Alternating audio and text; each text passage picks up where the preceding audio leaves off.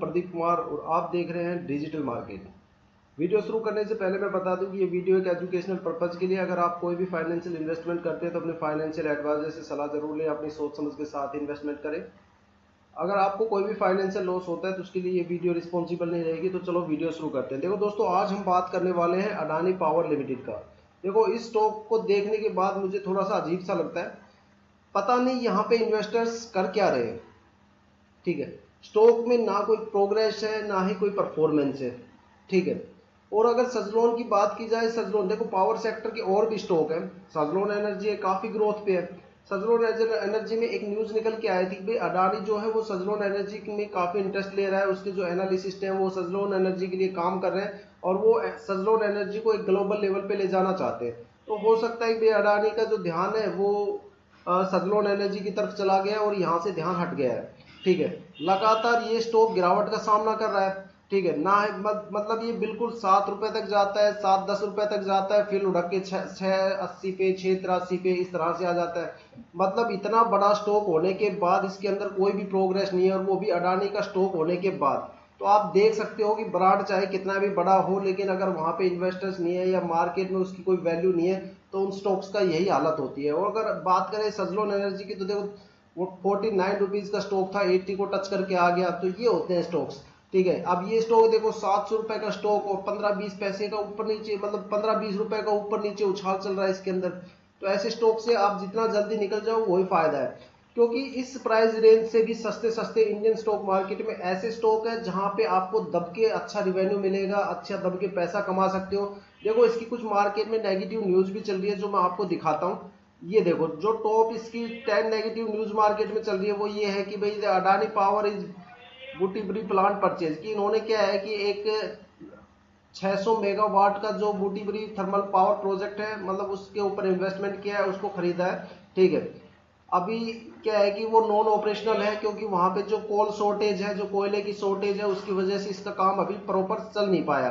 ठीक है, अभी देखो इस न्यूज में भी दिखा रखा है कि हाई इंपोर्ट कोल प्राइस, जो कोयले की जो कीमत है उसके अंदर काफी बढ़त आ गई, काफी मतलब ज्यादा प्राइस हाई हो गए, जिनकी वजह से क्या है कि जो पावर सेक्टर है वो थोड़ा सा धीमा पड़ गया।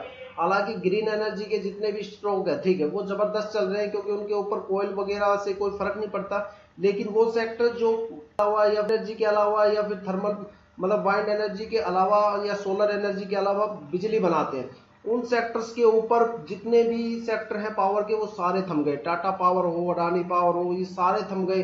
ठीक है, क्योंकि यहाँ पे जो कोयला है वो कोयले के जो प्राइजेज है वो काफी महंगे हो गए। ठीक है, साथ में क्या है कि फ्यूल अवेलेबिलिटी चेंजेस। ठीक है, जो फ्यूल्स है उसकी अवेलेबिलिटी, उसका जो भरपाई है वो यहाँ पे प्रॉपर नहीं हो पा रही है। ठीक है, जो प्राइजेज है फ्यूल के वो भी दिन ब दिन बढ़ते जा रहे हैं। ठीक है, ड्रॉप इन रिवेन्यू। ठीक है, और यहाँ पे जो कंपनी का रिवेन्यू अगर देखा जाए अप्रैल जून के क्वार्टर का, तो वहां पे रिवेन्यू भी काफी ज्यादा गिर गया है। 19.8% यहाँ पे अडानी का जो रिवेन्यू है वो गिर गया है। तो जिसकी वजह से इंटरेस्ट भी, जो यहाँ पे इन्वेस्टर्स हैं वो भी इंटरेस्ट नहीं ले रहे। ठीक है, उसके बाद इसका जो सबसे बड़ा न्यूज निकल के आ रही थी, हिंडनबर्ग इज एलिगेशन।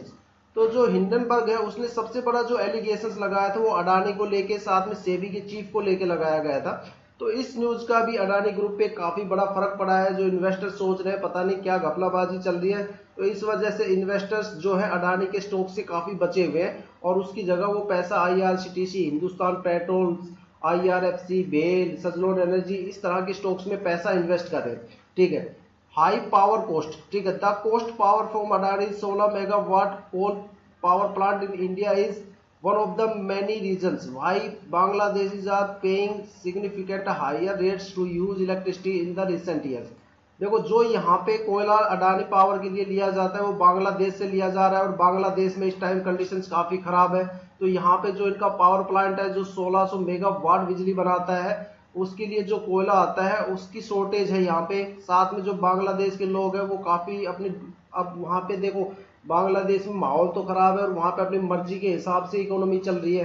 ठीक है, तो वहां पे कोयले के जो भाव है वो बढ़ा दिए हैं, तो जिनकी वजह से क्या है कि यहाँ पे अडानी पावर के अंदर ना काफी ज्यादा जो स्पीड है, परफॉर्मेंस है, वो बिल्कुल लो होती हुई नजर आ रही है।